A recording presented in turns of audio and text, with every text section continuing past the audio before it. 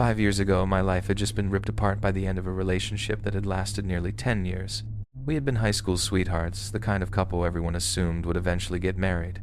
We survived graduation, college, first jobs, and almost an entire decade of growing up together. But sometimes the people you grow with aren't the people you're meant to grow old with. When it ended, it felt as if an entire chapter of my life had been erased overnight. For the first time since I was a teenager, I found myself completely alone. Dating as an adult felt like learning a language everyone else already spoke. I had no clue what I was doing. Like millions of other people, I downloaded a few dating apps and awkwardly stepped into a world that felt foreign. I met several women over the following weeks. Most conversations fizzled out before they became anything meaningful. A few dates were pleasant enough, but none left a lasting impression. Then I met JoJo. Her real name was Josefina, but she absolutely hated hearing it. The moment someone called her Josephina, she'd immediately correct them with an almost embarrassed smile. "Please, just call me JoJo." Unlike everyone else I'd met, talking to JoJo felt effortless. Neither of us was in a hurry. We had both recently escaped long-term relationships that had left emotional scars, so there was an unspoken understanding between us. We moved carefully, taking small steps instead of rushing into something neither of us was ready for. At least, that's how it started. Only a short time after we began seeing each other, JoJo started asking me to spend the night at her apartment. At first, I politely declined. Sleeping over felt like crossing a line I wasn't ready to cross yet. I barely knew her, and after spending nearly a decade with one person, opening myself up again wasn't easy. But she kept asking, every single day. She wasn't flirtatious about it. She wasn't trying to pressure me into anything romantic. If you're uncomfortable, she'd say, you don't even have to sleep in my bed. You can take the couch. The requests became so frequent that eventually I stopped wondering whether I wanted to stay over. Instead, I started wondering why she wanted me there so badly. One evening, I finally asked, "JoJo, why is this so important to you?" The question seemed to hit her harder than I expected. She immediately looked away. Her cheerful personality disappeared almost instantly. She became unusually quiet, twisting the sleeve of her sweater between trembling fingers. For nearly a full minute, she didn't answer. When she finally spoke, her voice barely rose above a whisper. "I don't really want to tell you." Another long silence. "But it would mean everything to me if you stayed." I could tell she was genuinely frightened. Trying to reassure her, I smiled. "I'll stay," I said, "but only if you tell me what's going on. I promise I won't judge you." Looking back now, that promise lasted less than 2 minutes.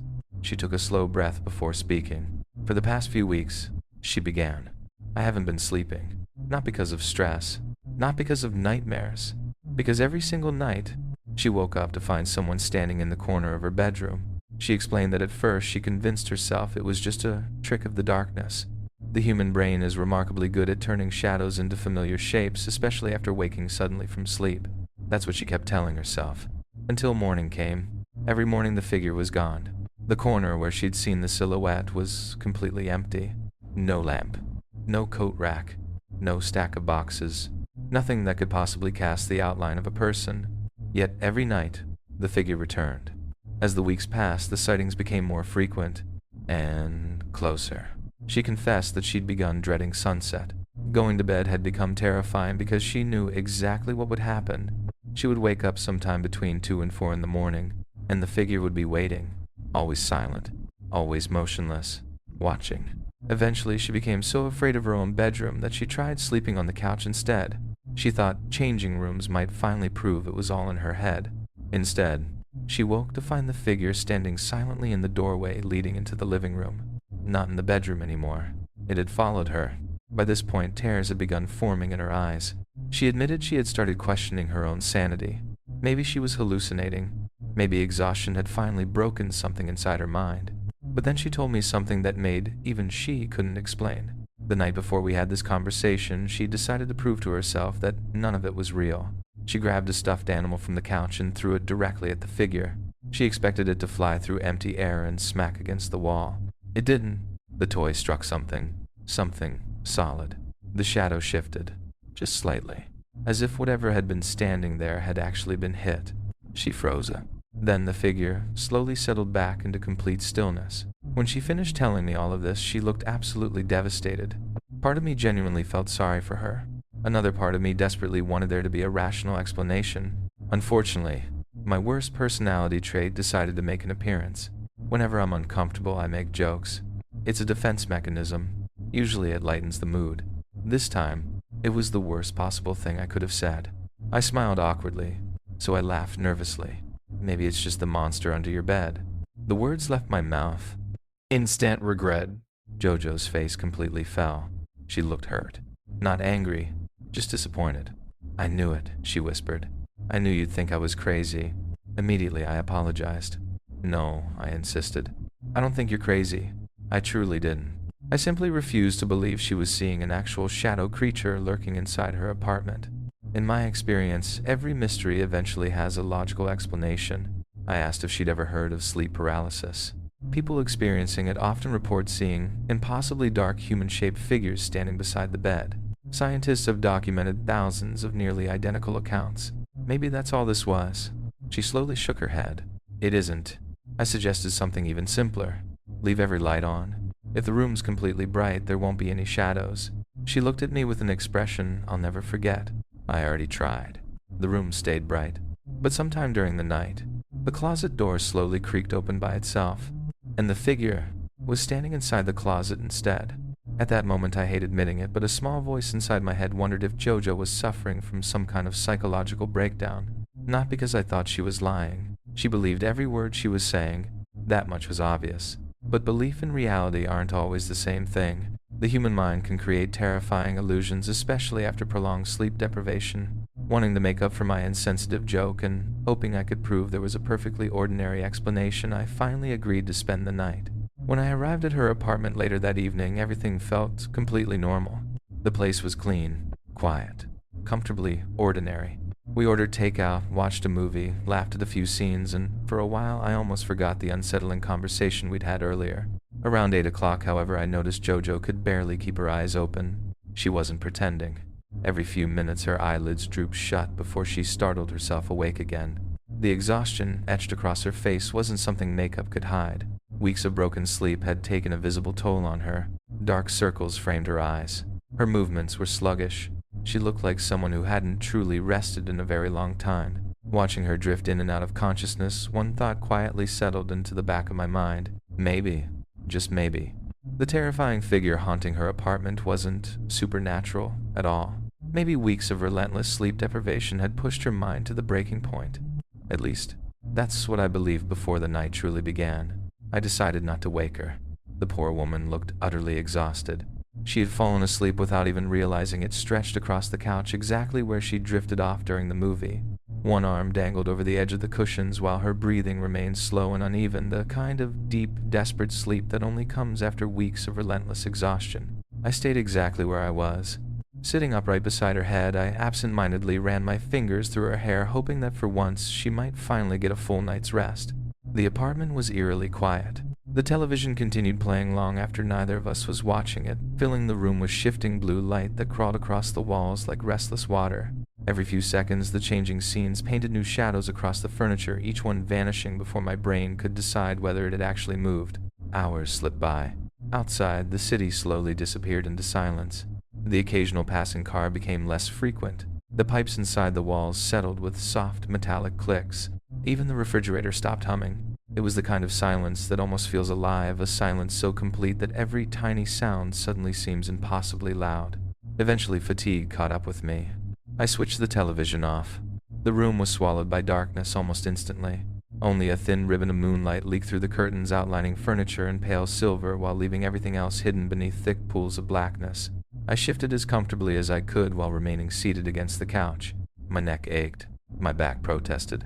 But sometime later, without even realizing it, I drifted to sleep. I don't know what time it was when I woke. It could have been 1 in the morning, 3, maybe even later. Time felt meaningless. I only remember opening my eyes because someone was violently shaking my shoulder. "Wake up." Jojo's voice was barely more than a whisper. I looked at her. Every trace of color had drained from her face. Her eyes were impossibly wide. Not startled, not anxious, terrified. The kind of terror that doesn't come from imagination. The kind that comes from seeing something you cannot explain. Without saying another word, she slowly raised a trembling finger. Look, she wasn't pointing at me. She wasn't pointing toward the bedroom. She was pointing toward the far end of the apartment, toward the dark hallway. More specifically, toward the open doorway at its end. Still half asleep, I rubbed my eyes and squinted into the darkness. At first, I saw nothing. Then my vision slowly adjusted, and that's when I noticed it. Something about the darkness inside that doorway wasn't right. It wasn't simply dark. It looked wrong. Imagine looking into a room at night and seeing a patch of black, somehow darker than every other shadow around it. A darkness with shape. A darkness that refused to blend naturally with its surroundings. The doorway looked as though someone had cut the silhouette of a person out of the night itself. It stood perfectly still. No movement. No sound. Just watching. I immediately assumed there had to be an explanation. Maybe a coat hanging behind the door. Maybe stacked furniture casting an odd shadow.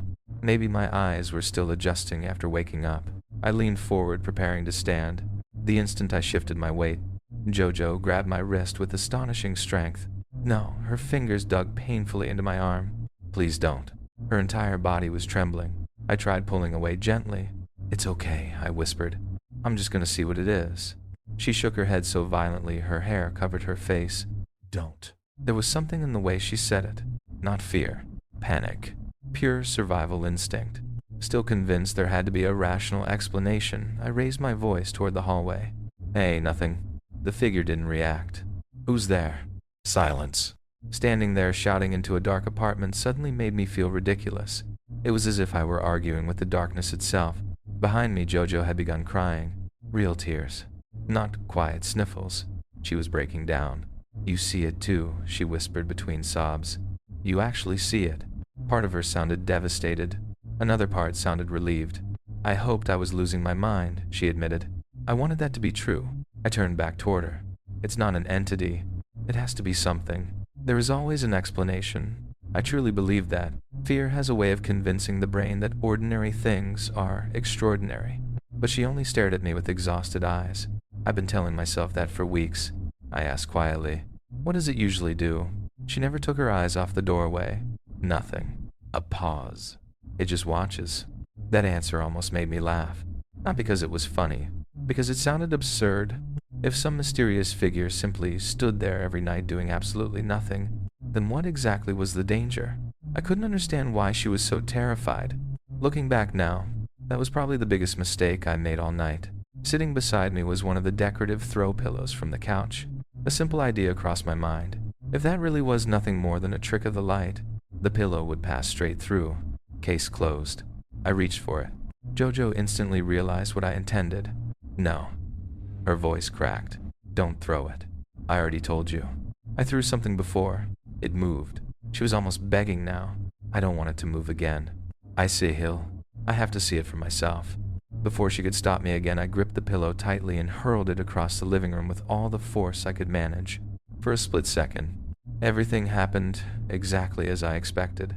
The pillow flew toward the doorway. Then, thud, a dull, unmistakable impact echoed through the apartment. The pillow didn't pass through empty space.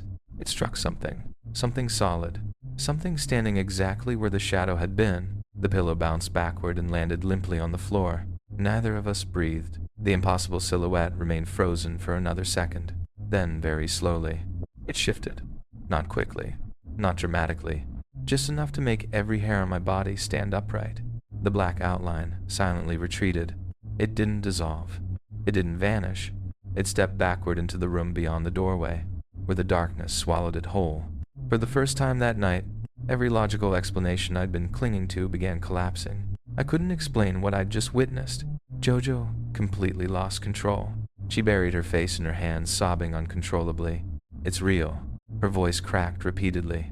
Something's wrong. Something's in this apartment. Despite her desperate attempts to hold me back, I finally pulled free. Every instinct told me to investigate. Fear and curiosity are dangerous companions. Together, they convince you to walk toward things every sane person would run from. I crossed the living room, one cautious step at a time. The apartment suddenly felt much colder.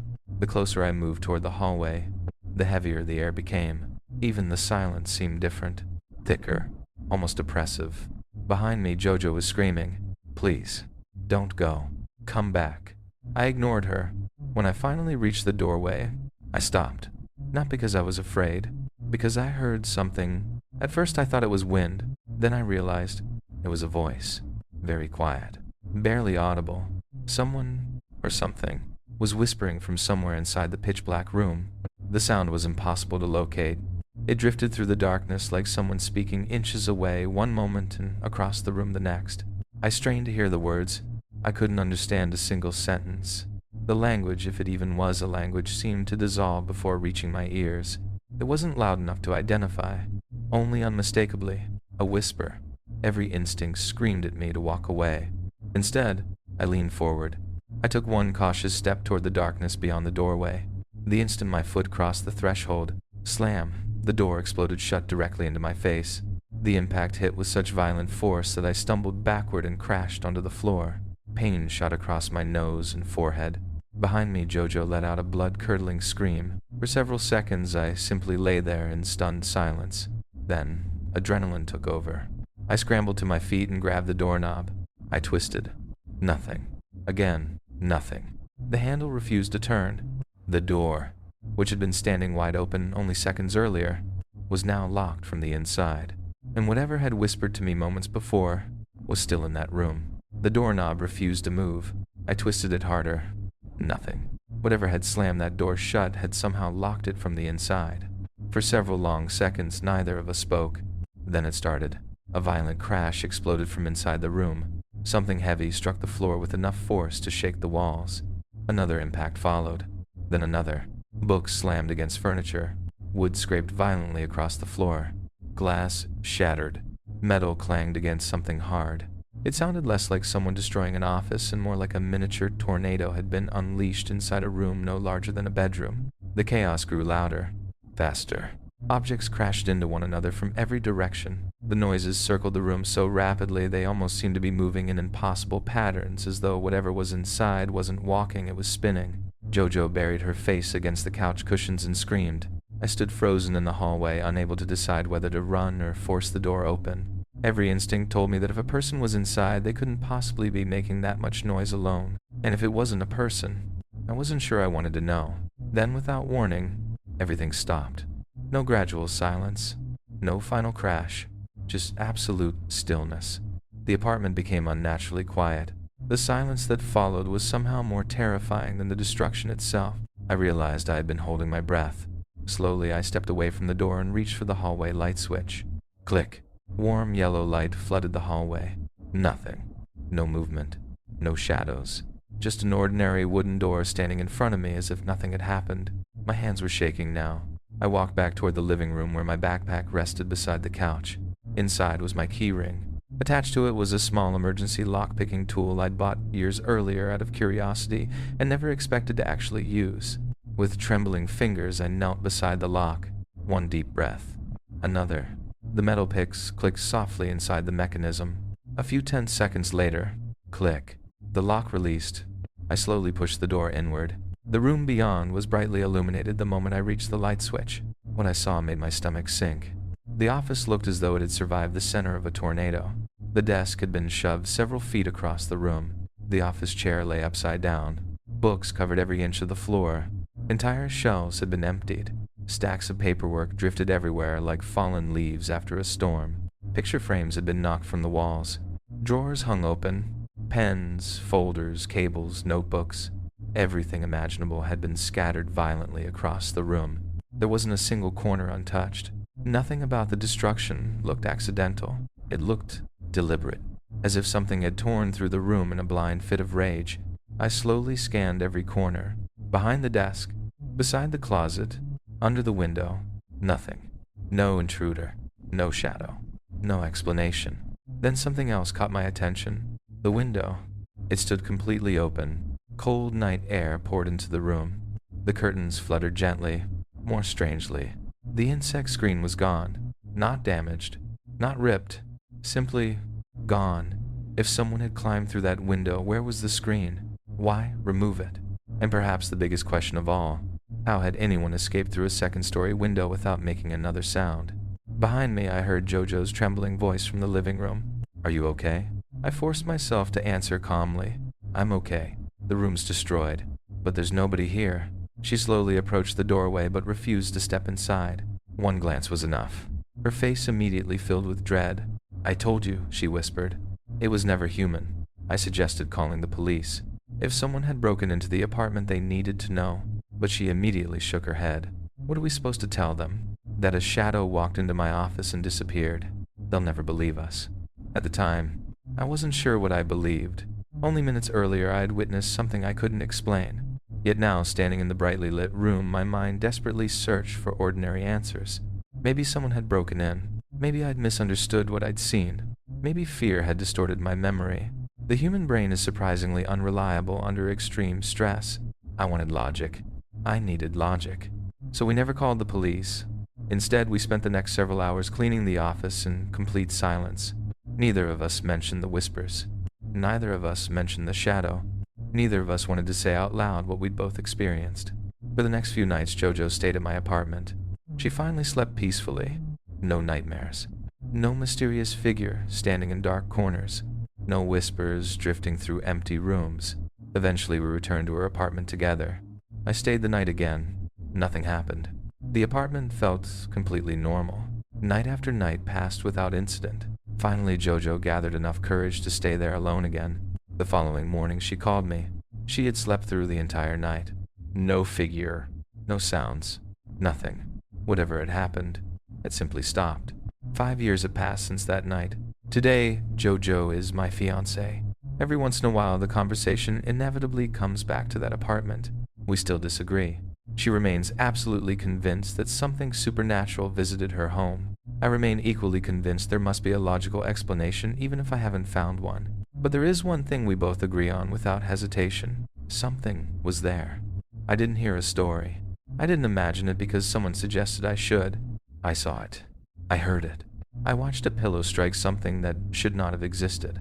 I heard whispers inside a locked room. And I watched an office destroy itself from the other side of a sealed door. Sometimes I ask myself which possibility is actually more terrifying. That an unexplainable shadow somehow entered her apartment, or that an actual person had been standing silently in her bedroom for weeks, watching her sleep, waiting. Neither answer brings much comfort. Thankfully, whatever happened that night never happened again. At least, not to us. Years before any of this happened, I had another experience that has stayed with me ever since. Back in high school, I wasn't exactly what you'd call popular. I wasn't bullied. People weren't cruel to me. I simply existed somewhere in the middle, the kid almost nobody disliked, but almost nobody remembered to invite anywhere. Honestly, I didn't mind. My parents were so unbelievably strict that even if invitations had come, I probably wouldn't have been allowed to go. Sleepovers. Almost never. Parties. Absolutely not. Late-night movies with friends. Forget it. At the time, I thought they were overprotective. Looking back, maybe they simply worried too much. Throughout all 4 years of high school, I had one real friend. Evan. Ironically, his parents made mine seem relaxed. The only places either of us were usually allowed to go were each other's houses. So whenever we managed to spend time together, it felt like we'd earned it. Near the end of our senior year, something unexpected happened. My parents announced they would be leaving town for the weekend. I had just turned 18. Surely that meant I could finally stay home alone. Apparently, not according to them. They still insisted someone stay with me. I spent weeks negotiating. Eventually, we reached a compromise. Evan would spend the weekend at my house. We'd order food, play video games, stay inside. No visitors. No parties. No trouble. For many teenagers, that would have sounded like the perfect opportunity to throw the biggest party of the year. Not us. We genuinely couldn't think of anything we'd rather do than eat unhealthy food and spend 2 straight days playing PlayStation. When my parents finally agreed, it felt like I'd been given my very first taste of independence. I had no idea. That weekend would become one of the most unsettling memories of my life. Friday evening arrived. The house felt strangely different without my parents. Not empty, eh? Just quieter. Too quiet. Still, we were having a great time. Pizza boxes covered the coffee table. Chicken wings disappeared almost as quickly as we could grab them. We spent hours replaying Kingdom Hearts 2 times, laughing about childhood memories and arguing over bosses we'd both hated years earlier. Everything felt perfectly normal, until the doorbell rang. The sound echoed through the silent house so suddenly that both of us nearly jumped off the couch. No one had been expected. No deliveries. No neighbors. Nothing. Evan muted the television. We listened. Silence. Probably someone at the wrong house, he shrugged. Just ignore it. I almost agreed. Then the bell rang again. Longer this time. more deliberate. My stomach tightened. Evan reached out and grabbed my arm. "Don't answer." "What if something happened to my parents?" I replied.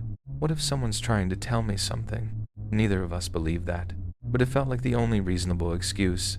Slowly, I walked toward the front door. Each step seemed impossibly loud inside the empty house. Before I even reached the hallway, ding dong, a third time. This wasn't someone accidentally pressing the wrong button. Whoever stood outside wanted us to answer. By now, my heart was pounding hard enough that I could hear it in my ears. I unlocked the main door, but left the screen door securely latched. Slowly, I pulled the door open. Cold night air drifted inside.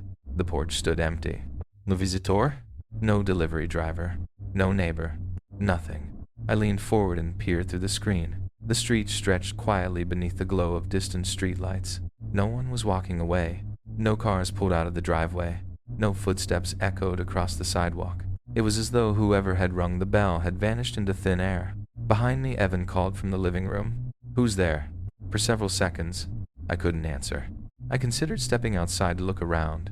Something deep inside me insisted I shouldn't. That instinct won. I slowly closed the door, locked it again, and walked back into the living room. "Nobody," I finally said, trying to sound far calmer than I felt. It must have been a mistake.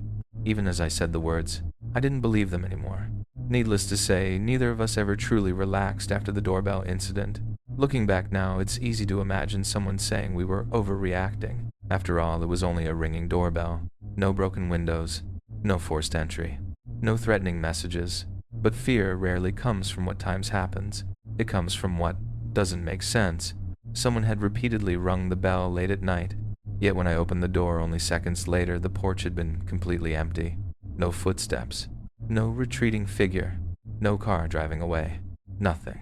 That kind of mystery has a way of burrowing into your mind. Once it settles there, every ordinary sound begins to feel like part of something larger. Neither Evan nor I slept much that night. We kept drifting in and out of shallow sleep, only to jerk awake at every unfamiliar noise. The old furnace groaned. Tree branches scraped against the siding. A passing car slowed outside. Each sound was enough to send both of us upright in bed, listening to the silence that followed.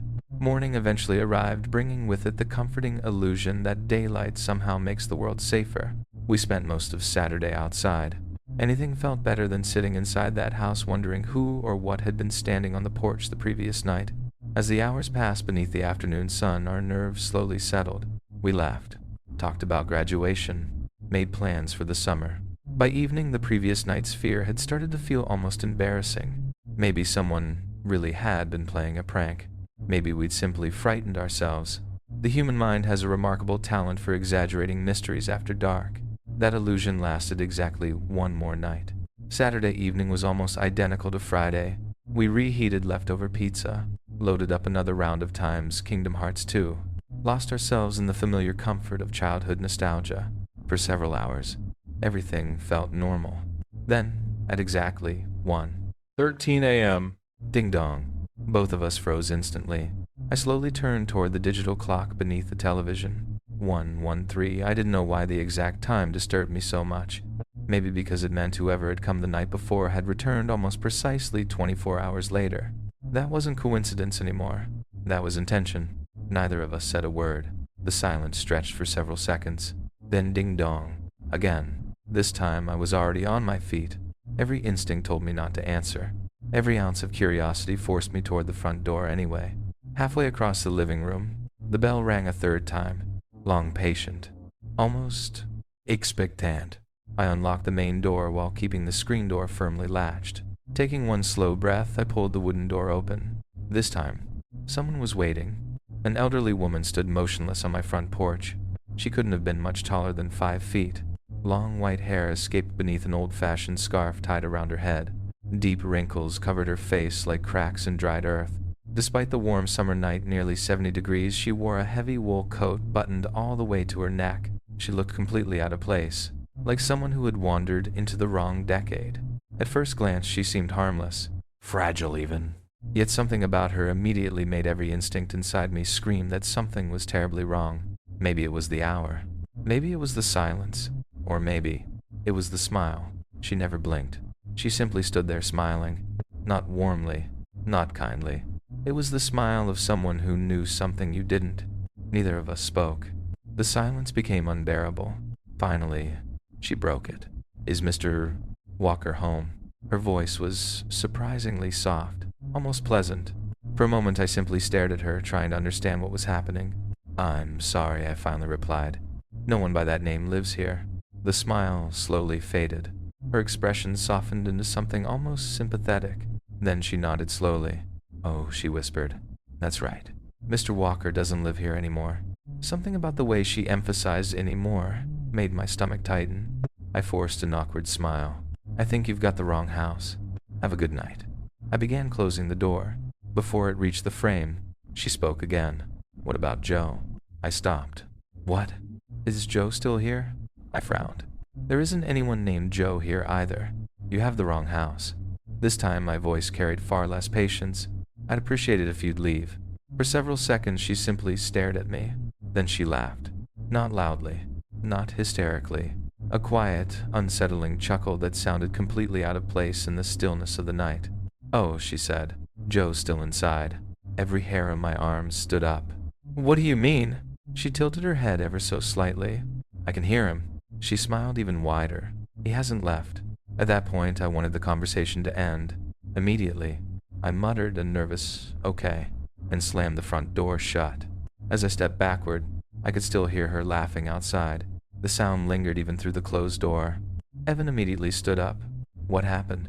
I quickly explained everything. He looked as disturbed as I felt. "If she doesn't leave," I said quietly, "we're calling the police."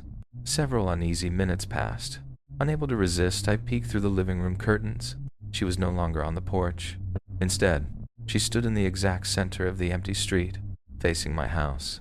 Not moving, the distance made her features difficult to distinguish, but somehow, I knew she was still smiling. It felt less like someone waiting, and more like someone watching. For nearly 2 hours, she never moved. Not once. No pacing, no sitting, no turning around. Just standing perfectly still in the darkness. At 3 o'clock in the morning, frustration finally overwhelmed fear. I decided I was done hiding. I would tell her to leave. If she refused, I'd call the police immediately. I unlocked the front door and pulled it open. The words never left my mouth. The instant the door opened, the old woman exploded into motion. She sprinted directly toward the house. Not jogged, not hurried. Sprinted. At full speed. I cannot adequately describe how horrifying that looked. She had appeared impossibly frail only moments before, yet now she crossed the front yard with terrifying speed. The movement felt profoundly unnatural. Her age and the way she ran simply did not belong together. It was like watching an old photograph suddenly come to life. My body reacted before my brain did. I slammed the door shut with every ounce of strength I had. The impact echoed through the entire house. I screamed.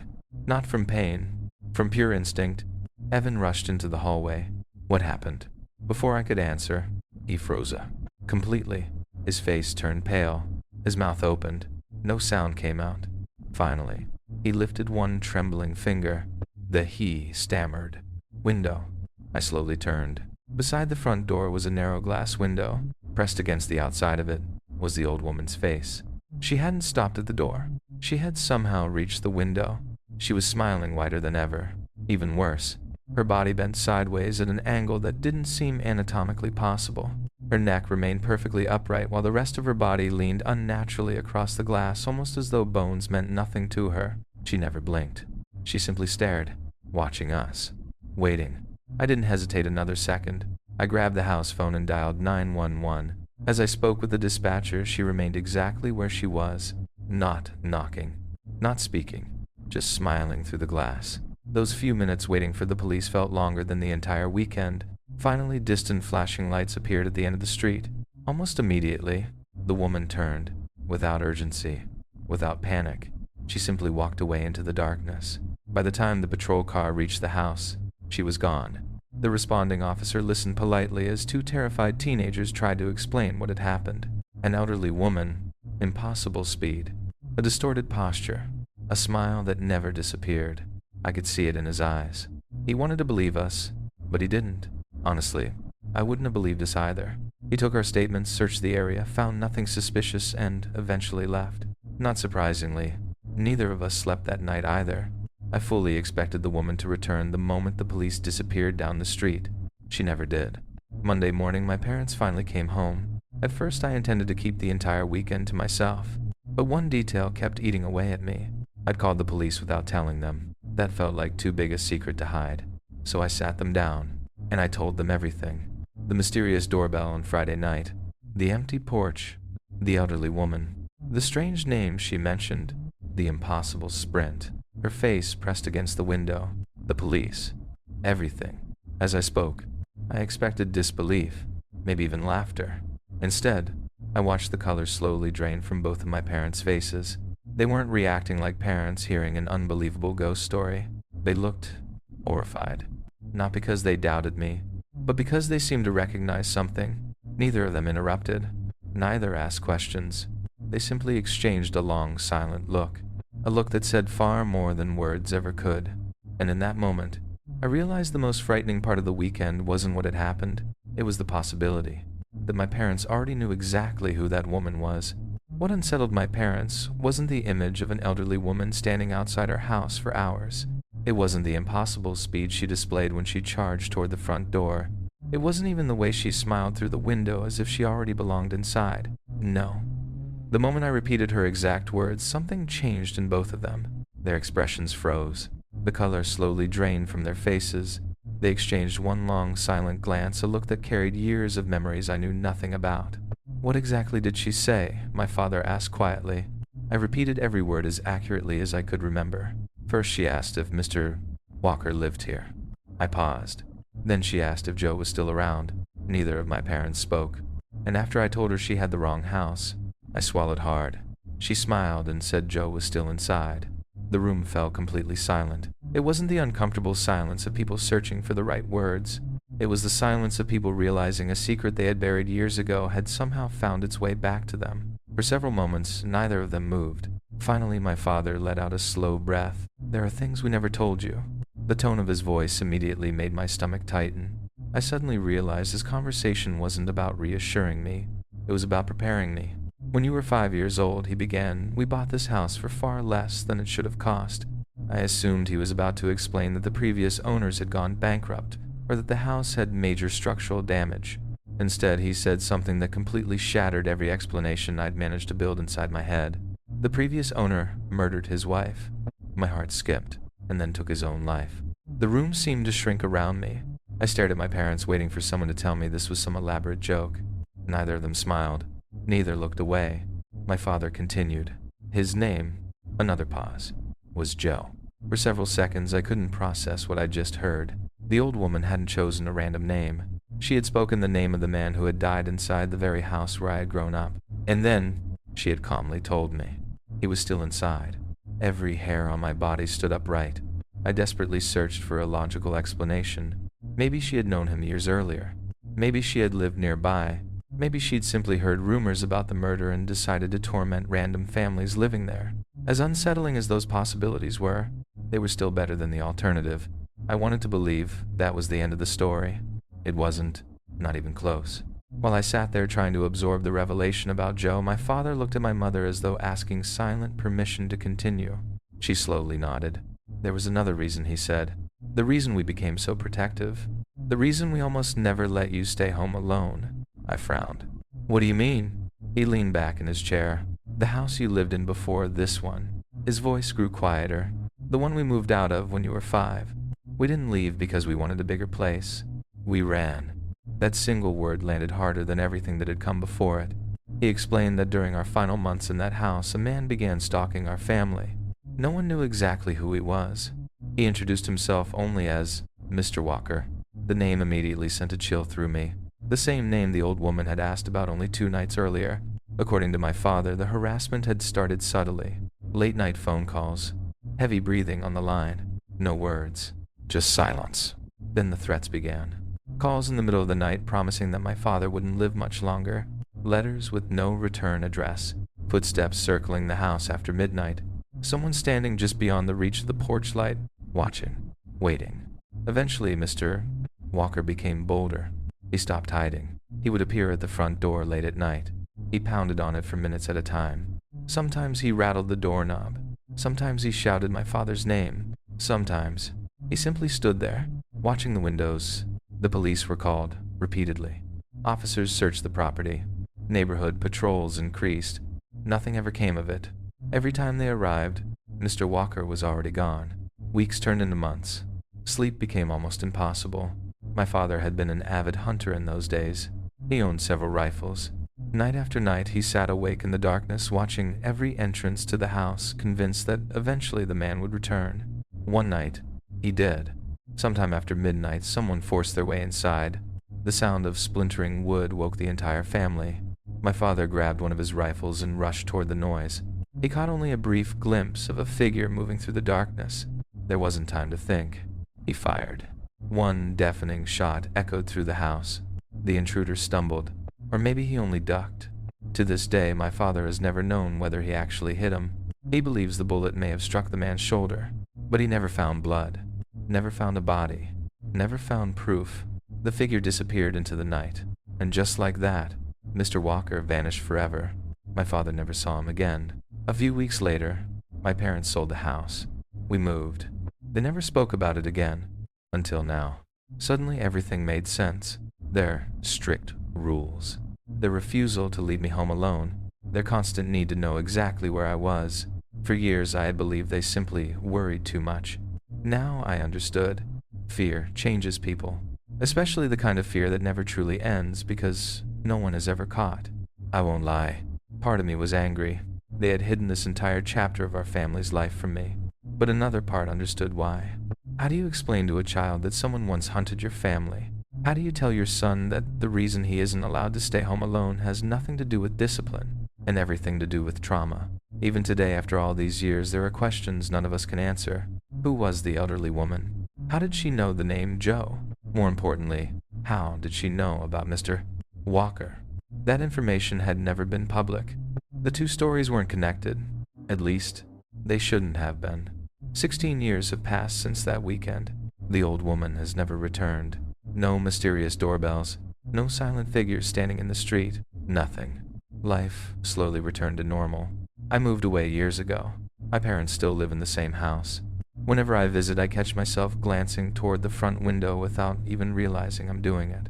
Sometimes I'll stand there for a few moments staring out into the quiet street. Part of me expects to see that tiny figure again. An old woman wearing a heavy coat in the middle of summer, standing perfectly still, smiling, watching. She never appears. At least, not anymore. Sometimes I wonder whether she was connected to Joe, or Mr. Walker, or neither. Maybe she was simply another lost soul carrying fragments of someone else's tragedy. Or maybe she knew far more than anyone ever should have. Whatever the truth is, I can only hope that whatever darkness seemed to follow my family for so many years finally stayed behind. Because some stories don't end when the danger disappears. They end when the questions stop haunting you. And ours never really did. Most people expect frightening stories to involve ghosts, demons, haunted houses, or creatures lurking in the darkness. This one doesn't. There are no supernatural apparitions, no cursed objects, no shadow figures standing in bedroom corners. At least, none that anyone could prove. Instead, this story carries a different kind of terror. The realization that the most dangerous monsters don't always hide beneath beds or inside abandoned buildings. Sometimes, they live right next door. For years, I never considered what happened afterward to be frightening. Odd, absolutely. Disturbing. Without question. But terrifying. Not really. Whenever I told the story, though, people reacted very differently. They always looked deeply unsettled by the ending. At first, I couldn't understand why. Only recently have I begun seeing the events through someone else's eyes. Now, I honestly believe it may be one of the most disturbing experiences of my childhood. I was around 10 years old, somewhere in the 5th grade. Back then, I was an outgoing kid. My parents liked to joke that I collected friends the way other children collected baseball cards. I talked to everyone, played with everyone. Making new friends came naturally. Then halfway through the school year, a new student arrived. His name was Alfred. He looked nervous from the moment he walked into our classroom. Anyone who's ever been the new kid understands how uncomfortable that feels. Joining an established class halfway through the year is even harder. Unfortunately, children aren't always kind. Some of the boys immediately noticed his old-fashioned name. Before long, someone joked that Alfred was also the name of Batman's loyal butler. Within days, nearly everyone had started calling him the butler. Not long after that, the nickname became even crueler. Eventually, they shortened it to Butt. Predictably, a room full of 10-year-olds found that endlessly hilarious. The nickname spread through the entire class. Even many of the girls joined in. To Alfred's credit, he almost never reacted. He simply lowered his head, smiled politely, and endured the teasing as though he'd already grown used to it.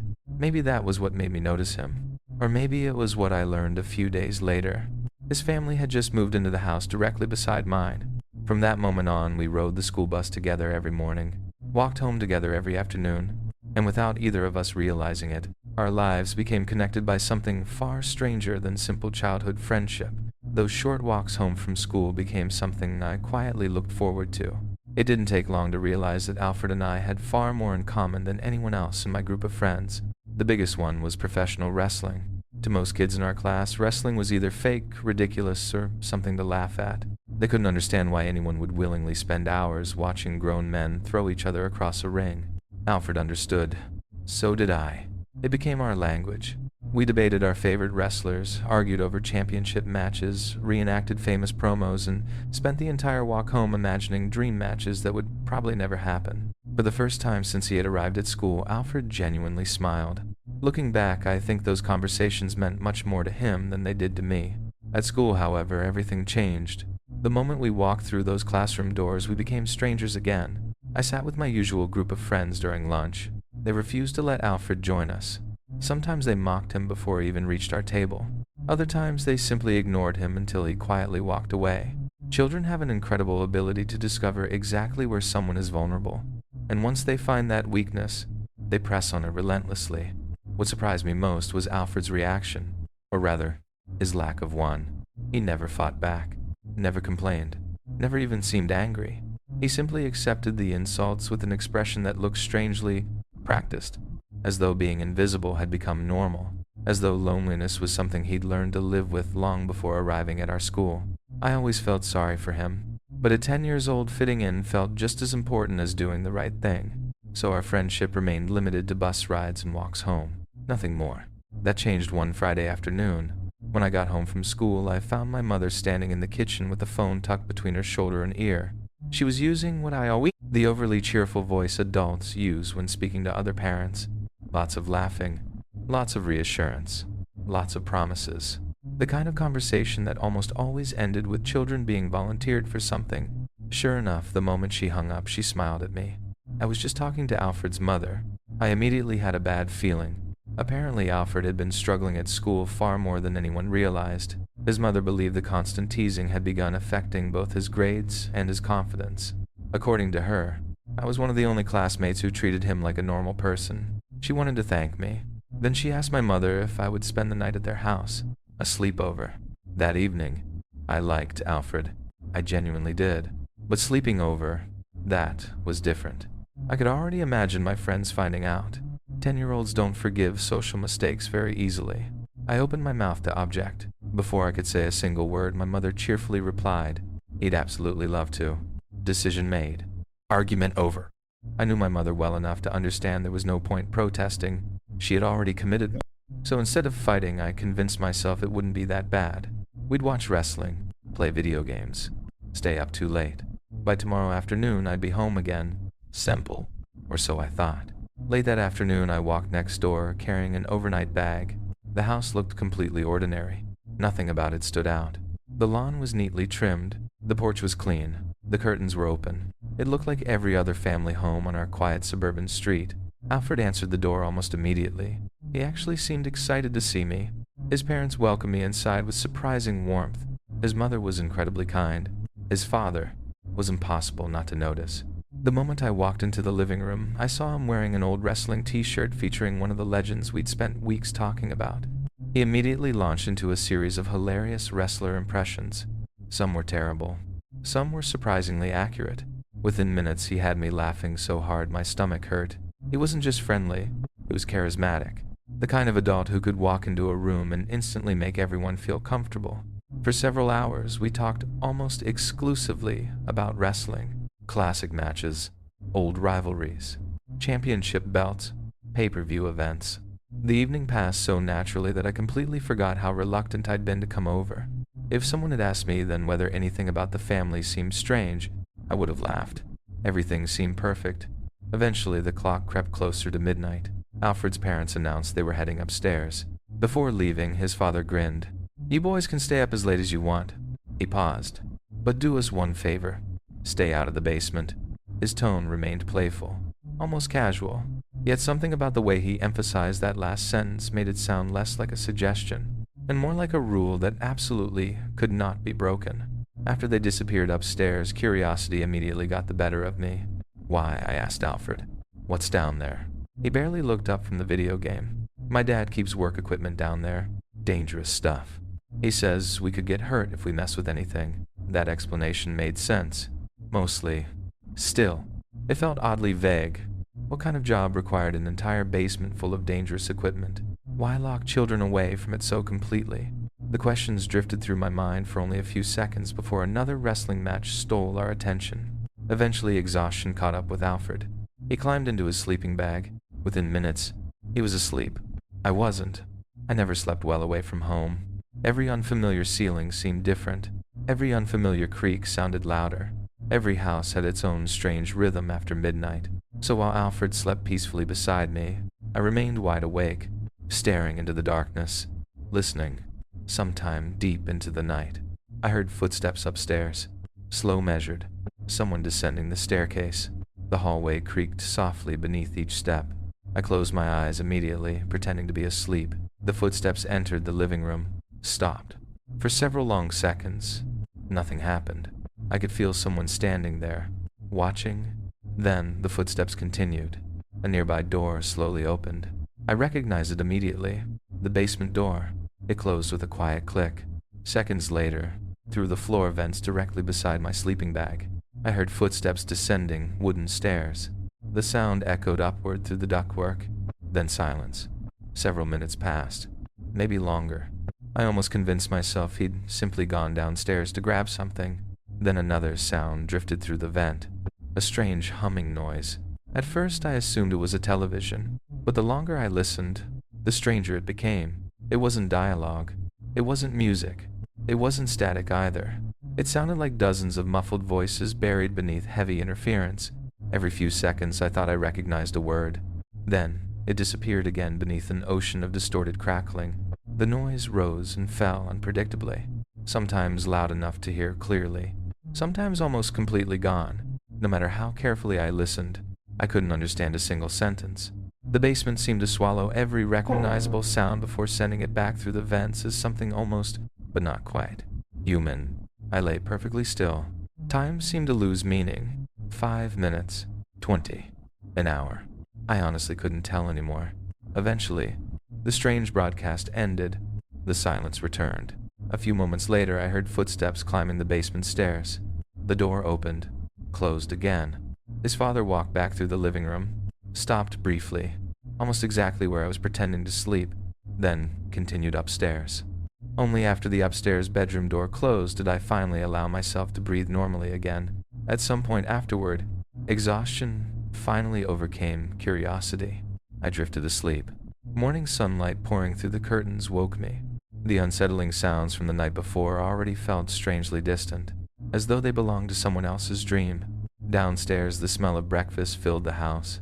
Alfred's father stood at the stove exactly as cheerful as he'd been the previous afternoon.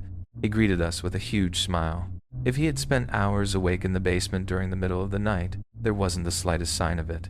Over breakfast, he launched into another conversation about wrestling history. Then, almost casually, he mentioned something that immediately caught both our attention.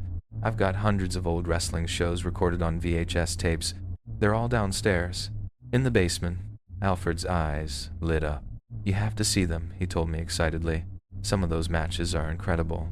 I smiled, but something inside me quietly remembered the sounds I'd heard through the vent only a few hours earlier.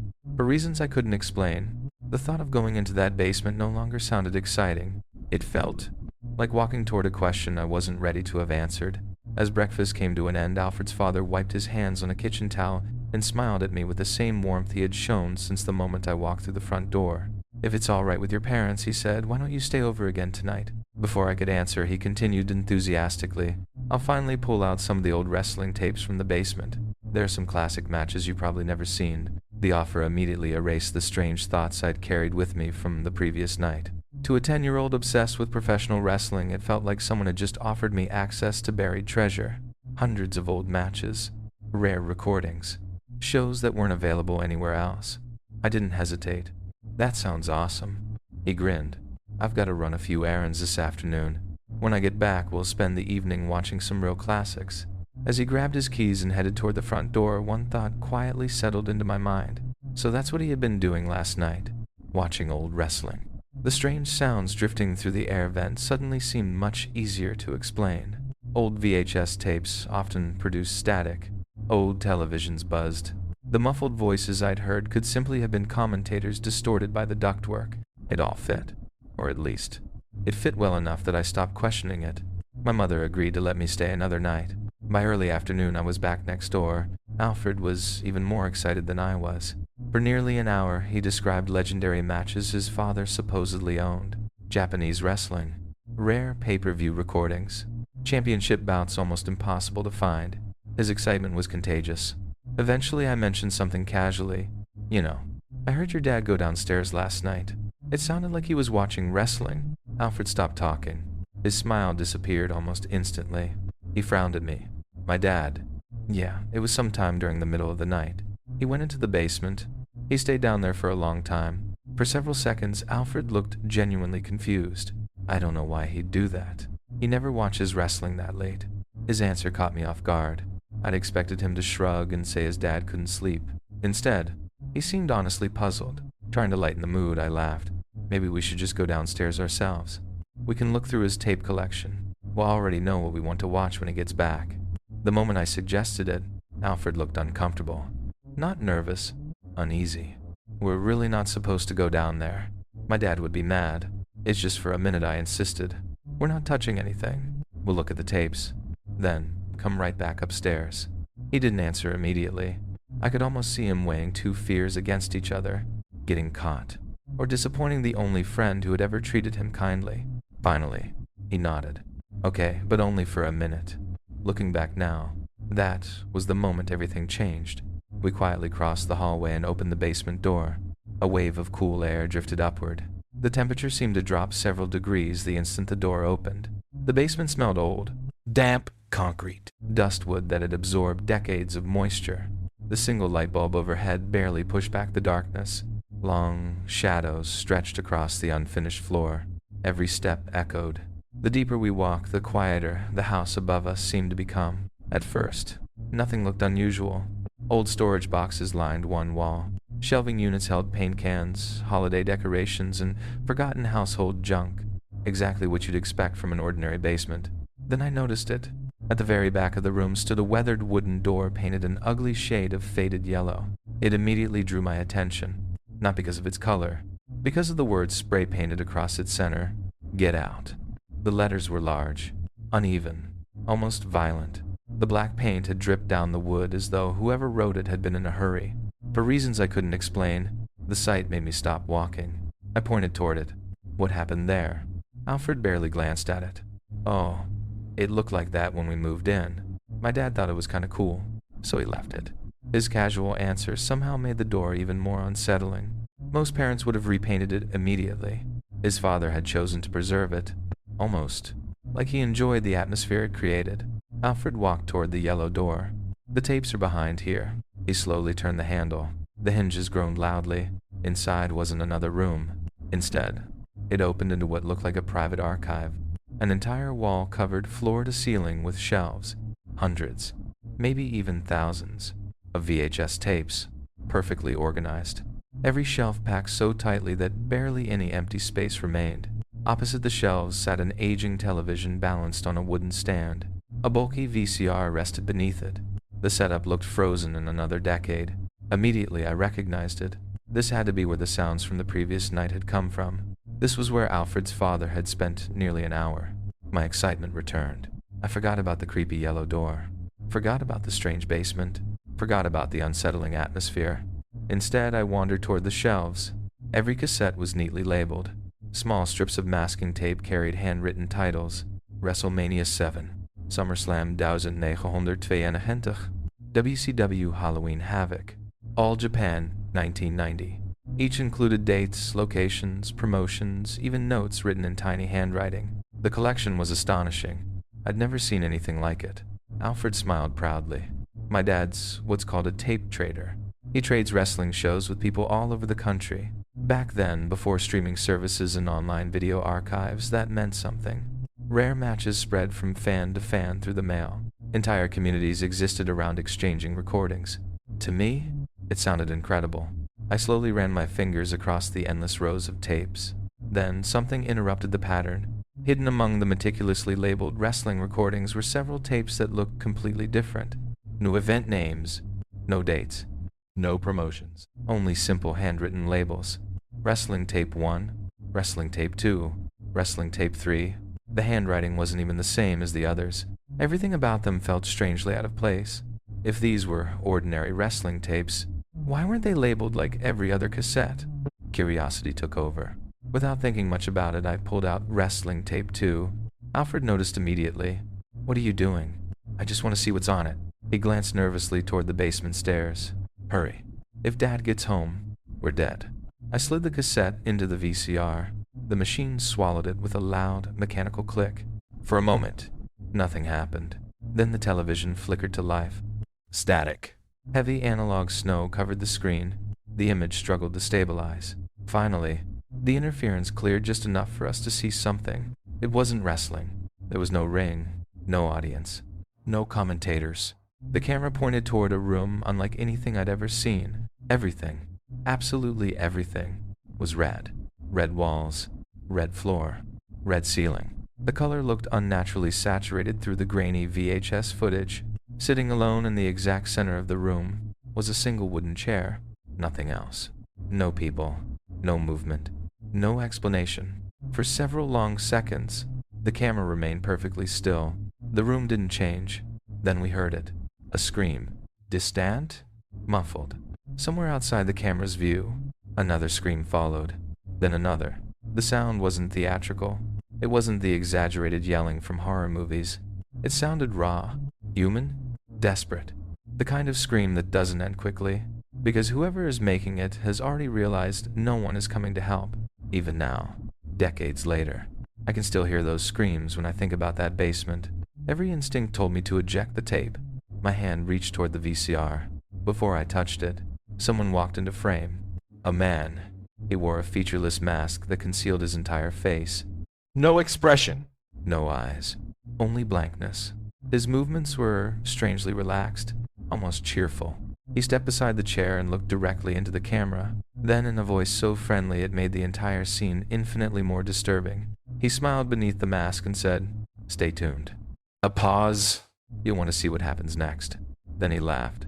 Not loudly, not maniacally, just a quiet, delighted laugh, as though he were introducing the audience to an entertaining television program. Behind him, the screaming grew louder, closer, more frantic.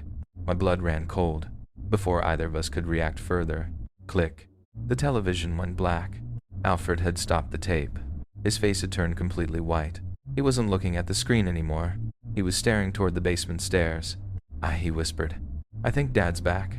For a moment, neither of us breathed. Then, from somewhere above us, we heard the unmistakable sound of a car door closing. The moment Alfred heard what sounded like a car door slam outside, every trace of color disappeared from his face. Without saying another word, he lunged toward the television. The VHS tape stopped with a sharp mechanical click.